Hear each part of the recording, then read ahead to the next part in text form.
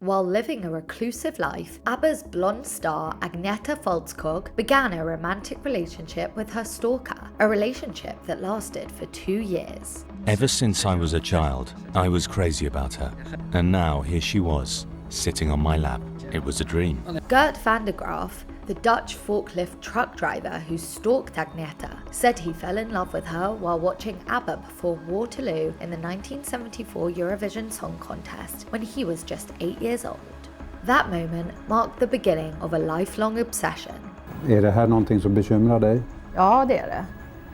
Det är det. Men det är ju så, man har varit med så här länge också, så blir man ganska luttrad i olika situationer.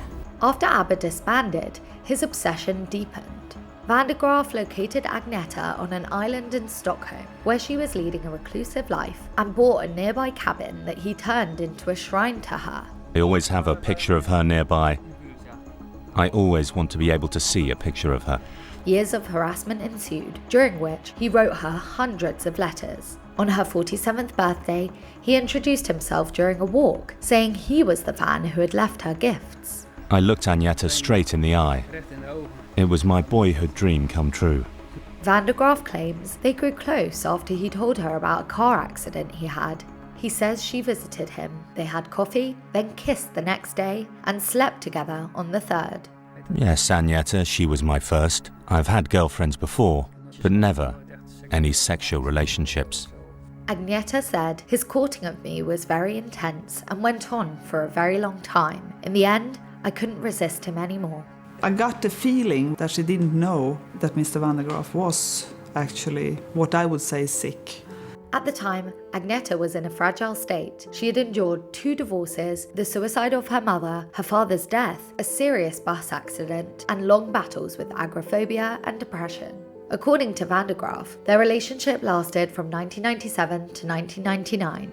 2 years. That's a long time. And it's a mystery to everybody how she could have stayed with this man. But eventually, Agnetha said she realized he was mentally unstable and wrote to him saying she wanted to be left alone.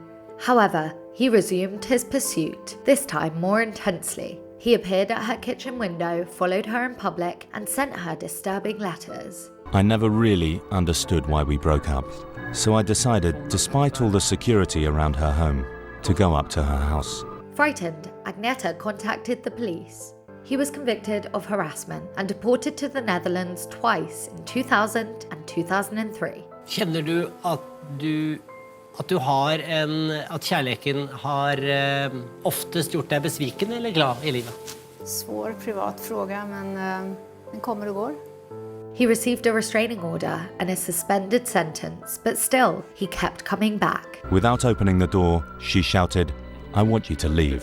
He returned to Sweden to harass her again in 2003, 2005, and 2006, and was arrested each time.